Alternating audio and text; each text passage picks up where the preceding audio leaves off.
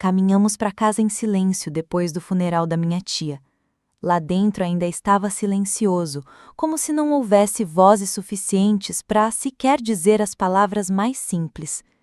Tirei o casaco, coloquei a bolsa perto da porta e fui para a cozinha, na esperança de beber um copo d'água para de alguma forma me recompor. Minha cabeça zumbia com as lembranças, com os olhares das pessoas no cemitério, com o peso que me atingiu logo após a despedida. O apartamento desta tia, que me foi deixado como herança, não me dava paz. Ainda sentia o seu aconchego, e a ideia de vendê-lo parecia uma traição. Pensei que teria tempo para pensar, para chorar, para perceber, mas estava enganada. Meu marido, Rafael, entrou pela porta animado, como se tivéssemos voltado não de um cemitério, mas de uma festa. Ele tirou rapidamente o casaco, foi até a geladeira e pegou uma garrafa de champanhe. Olhei para ele, perplexa, sem entender o que estava acontecendo. Ele me olhou com um sorriso, abriu a garrafa com um estalo alto e anunciou solenemente: "Bem, agora começa a nossa nova vida." Eu congelei. Queria gritar, mas não havia palavras. Meus ouvidos começaram a zumbir. Ele serviu os copos e me entregou um, mas eu nem me mexi. Ele deu de ombros, como se minha reação fosse um capricho, e ergueu o copo em homenagem à nossa boa sorte. Naquele momento, sua mãe surgiu da sala. Usava um hobby, embora tivesse acabado de chegar. Ela havia conseguido se trocar tão rápido quanto o filho, para se acostumar às novas circunstâncias. Na mão, segurava um pedaço de papel, que silenciosamente jogou sobre a mesa, bem na minha frente. Aqui está a lista. Consultamos Rafinha e decidimos em que gastaríamos sua herança. Olhei lentamente para a folha. O primeiro item era uma garagem para Rafael. O segundo era uma banheira nova com jacuzzi. O terceiro era reformar os móveis da sala de estar. O quarto era pagar a dívida de Viviane pela reforma. O quinto era a entrada. Meu cérebro se recusava a processar o que eu tinha lido. Olhei para ela calmamente, quase indiferente. Isso é algum tipo de piada? Minha sogra bufou. Que piada? É tudo pertinente. Sua tia não tinha filhos e, graças a Deus, ela não transferiu tudo para a igreja. Tivemos sorte, então precisamos investir tudo com sabedoria. E você ainda é jovem, ainda vai ganhar algum dinheiro para si mesma. Meu marido, ouvindo isso, riu e acrescentou: "Bem, sério, Heloísa, isso é tudo para nós. Por que você está reagindo assim logo de cara?" Olhei para os dois e algo dentro de mim pareceu se romper. Eu tinha acabado de ser privada da pessoa que eu amava. Eu nem tive tempo de realmente perceber que ela tinha ido embora. E, em vez de apoio, eles estavam fazendo uma lista de compras com o meu próprio dinheiro, com minha dor. Eles decidiram que era apenas uma oportunidade conveniente. O fato de eu estar em silêncio significa que está tudo bem? O fato de eu estar confusa significa que não há problema em me pressionar? Mas um protesto começou a despertar em mim. "E se eu disser que não vou vender nada?" Perguntei baixinho. Meu marido deu de ombros. "Bem, então pelo menos tire o dinheiro da conta. Precisamos de reparos. E eu tô planejando comprar um carro há muito tempo." "Ou você vai deixar tudo nas paredes para sua tia?" acrescentou a sogra com um sorriso venenoso. "Você não acha que ficou rica? O apartamento não fica no centro. A conta é modesta. Só que, se você administrar com sabedoria, será o suficiente para todos. Só não comece a histeria." Foi naquele momento que percebi que eles já tinham decidido tudo por mim.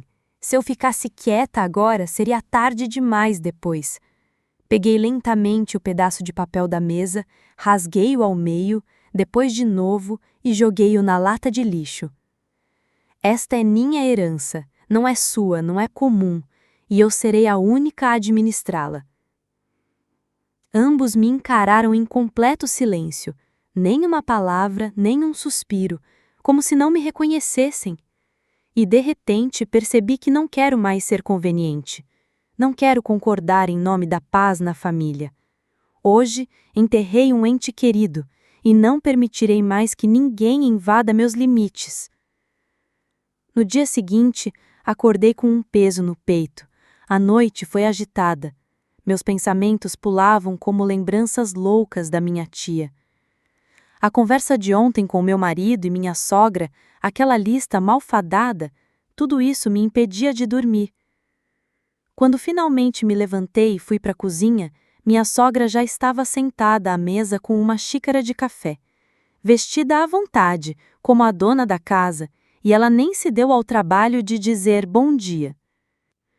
Achei que você tivesse se acalmado, disse ela sem tirar os olhos do celular.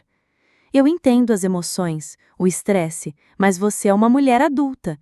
Deveria entender que dinheiro é uma ferramenta, e agora você tem a chance de melhorar tudo, não só para você, mas também para sua família. Fiquei em silêncio, preparei um chá e fiquei perto da janela. Se quiser, vamos começar pela garagem. Rafael escolherá tudo sozinho. Vai sobrar o suficiente para o carro e um troco para mim. Não estamos pedindo tudo, só queremos um pouquinho, como família. Rafael entrou na cozinha naquele momento, espreguiçou-se, beijou a mãe no alto da cabeça e sentou-se ao lado dela. Heloísa, sério, exageramos ontem. Desculpe, mas a mamãe tem razão. Precisamos aproveitar esta oportunidade. A titia não vai voltar de qualquer jeito, e você pode investir no nosso futuro. Fiz tantos planos, pensei que você seria feliz. Eu serei feliz. Virei-me para ele. Enterrei uma pessoa querida, e você comemora. Abre champanhe e faz uma lista de como gastar o que ela deixou. Isso não é alegria, isso é nojento. Ele franziu a testa. Não precisa dessas palavras rebuscadas. Estávamos apenas planejando. É ruim querer se desenvolver, melhorar de vida? Minha sogra explodiu. Não precisa atacar meu filho. Ele diz tudo certo. Vocês são casados, Heloísa. Vocês são uma família. E, aliás, o Rafael sempre te apoiou nos momentos difíceis. E agora vocês, de repente, começaram a dividir tudo. O meu, o seu. É como se o apartamento dessa titia não contasse. Ela te deu, o que significa que você deveria pensar em nós também.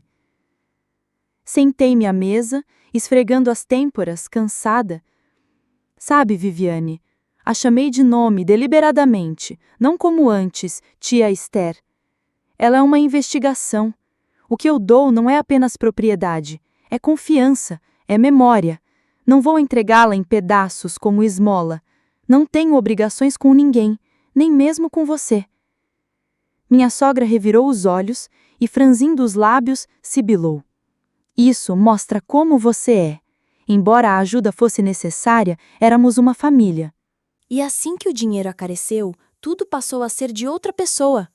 Eu me acostumei com o meu apartamento. Você acha? E daí, rainha? Não se esqueça de quem criou seu marido. Rafael se levantou, moveu a cadeira e agora havia notas ásperas em sua voz. Você está realmente se tornando uma egoísta. Começou uma vida rica? Esqueceu como eu corri atrás dos documentos da sua hipoteca e agora decidiu congelar tudo por causa da memória, por causa da caixa e das fotos? Isso é bobagem, respondi. Olhei para ele e percebi o quanto ele se distanciara de mim. Era como se estivéssemos falando línguas diferentes. Ele não me ouvia, não tentava entender. Estava apenas com raiva porque suas expectativas estavam desmoronando, porque eu, a pessoa com quem ele estava acostumado, de repente me tornei dura, direta, incontrolável. Tudo bem, disse calmamente. Se é isso que você acha, aceite, mas lembre-se de que o apartamento não será vendido. O dinheiro está na conta e só eu tenho acesso a ele. E se algum de vocês voltar a levantar a questão de como gastá-lo, eu me mudo para lá e deixo vocês aqui. Minha sogra, Viviane, bufou, achando que eu era mais esperta. Ok, viva como quiser, mas lembre-se, a ganância é o caminho para a solidão. Levantei-me da mesa e retruquei. E ser cegado pela ganância é o caminho para perder o respeito pelo esforço dos outros. Entrei no quarto, fechei a porta atrás de mim e a tranquei.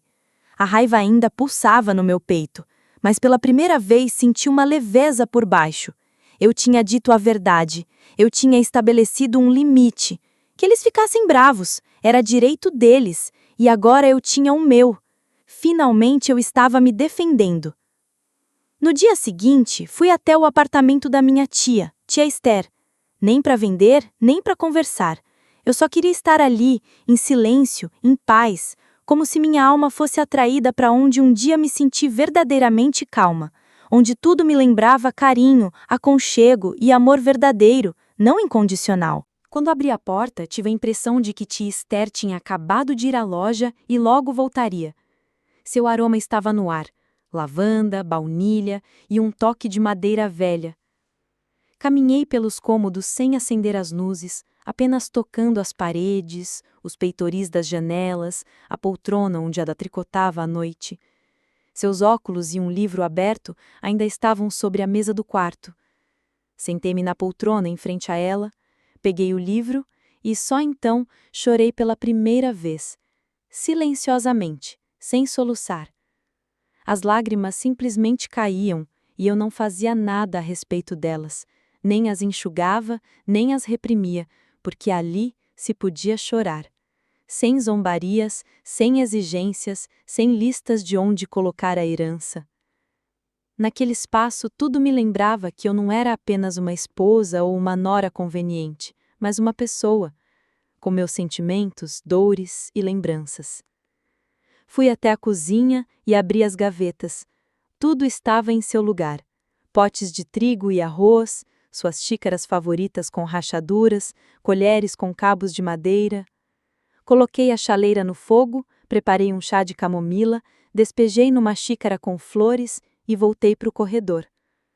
Havia uma caixa velha na prateleira. Eu sabia que havia cartas lá dentro. Cartas minhas, de amigos dela, de parentes com quem ela se correspondia. Tudo estava guardado há décadas. Abri e vi minha carta, escrita quando eu tinha uns 10 anos.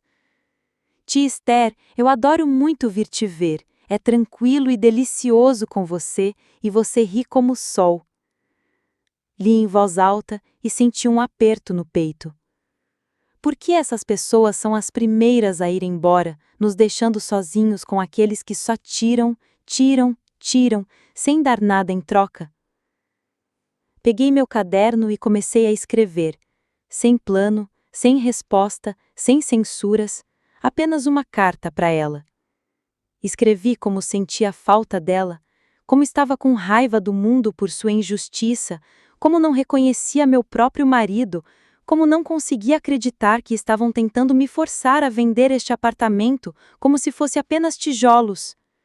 Escrevi tudo o que não conseguia dizer na frente dos outros e, ao final da carta, senti como se estivesse respirando de verdade pela primeira vez em dias.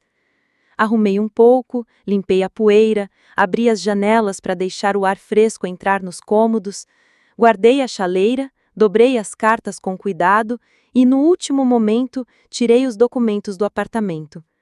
Eu entendi que guardá-los em casa era perigoso. Viviane é muito proativa, então decidi transferir tudo para um cofre e mudar o acesso à conta.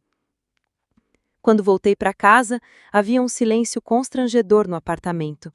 Viviane não saiu do quarto e Rafael estava sentado na cozinha com o telefone, sem levantar os olhos. "Onde você estava?" perguntou ele, mal-humorado. "É como se um ímã estivesse te puxando de volta para a casa da sua tia." Você tá pensando em morar lá? Olhei para ele. Não sei, talvez. Pelo menos ninguém vai jogar listas na minha cara. Ele bufou, como se fosse uma ideia estúpida. Bem, não haja como uma criança. Somos uma família. Uma família deve discutir tudo junto. E você se fechou, fugiu e agiu como se não pertencêssemos a você, não é mesmo? Minha grana, minha memória também. Você nem considerou necessário discutir meus bens comigo. Apenas os dividiu item por item, sem perguntar. E agora a culpa é minha por não ter me encaixado na sua lista? Ele se levantou e começou a andar de um lado para o outro. Bem, me desculpe se te ofendi. Nós só queríamos o melhor. Achávamos que você não conseguiria lidar com isso sozinha. Então decidimos tomar a iniciativa. Você sempre adia tudo. Eu o interrompi. Não, Rafael, isso não é sobre se importar, é sobre controle, sobre o fato de você e sua mãe estarem acostumados com a possibilidade de me pressionar. A conveniente Heloísa vai suportar tudo, entender tudo, concordar com tudo. Só que eu não sou mais assim. E, sinceramente, eu nem sei quem eu deveria ser com você a seguir. Ele ficou em silêncio. Entrei no banheiro, fechei a porta e fiquei um bom tempo em frente ao espelho olhando meu reflexo. Meus olhos estavam um pouco inchados, mas havia algo neles que não estava ali há muito tempo: confiança. Não tive medo, não hesitei. Pela primeira vez em muito tempo, me senti adulta, forte, autêntica.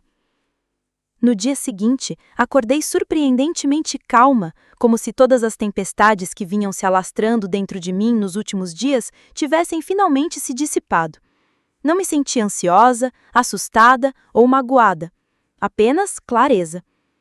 Os planos eram simples. Primeiro, levar os documentos ao banco, abrir um cofre e, ao mesmo tempo, consultar um advogado sobre o testamento da tia Esther para a conta dela. Eu queria colocar os pingos nos is antes de expressar minha decisão final ao meu marido. A caminho do banco, olhei pela janela do micro-ônibus e me peguei pensando que pela primeira vez em muito tempo eu sentia liberdade interior.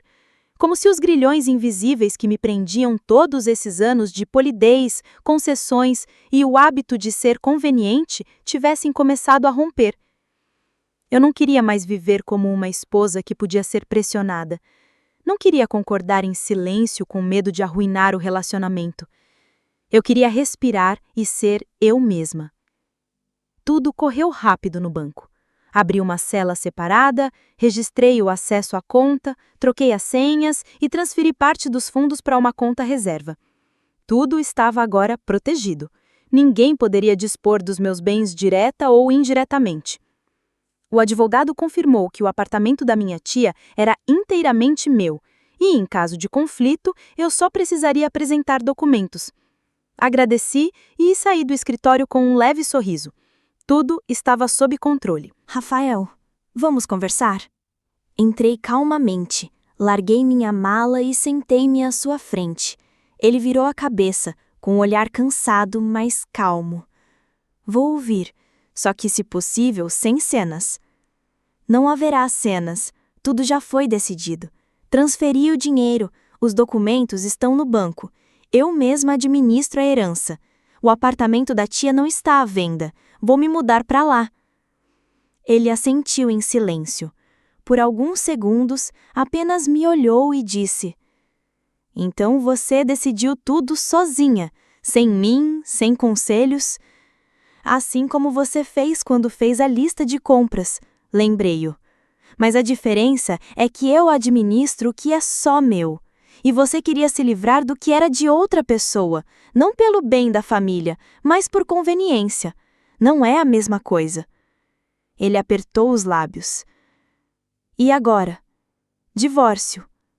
Você quer destruir tudo por causa do apartamento? Não por causa do apartamento, Rafael, porque eu tive que lutar pelo direito de ser ouvida, porque meus sentimentos, minha perda, meus desejos não interessavam a ninguém, nem a você, nem a sua mãe. Não aguento mais viver assim, e não quero. Ele ficou em silêncio por um longo tempo, e então se levantou. Certo, saia da frente. Se for mais fácil, que assim seja. Eu fico aqui. Mamãe foi ver a irmã por enquanto. Provavelmente também estou um pouco cansado de toda essa confusão. Assenti. Nós dois entendíamos que aquilo não era um rompimento. Era quase o fim. Mas sem um escândalo, sem gritaria. Simplesmente não era um assunto para adultos. Depois de arrumar minhas coisas, cheguei ao apartamento da minha tia. E, quando fechei a porta atrás de mim, senti um verdadeiro alívio. Não havia reclamações, nem pressão, apenas paredes repletas de gentileza e um sopro de silêncio.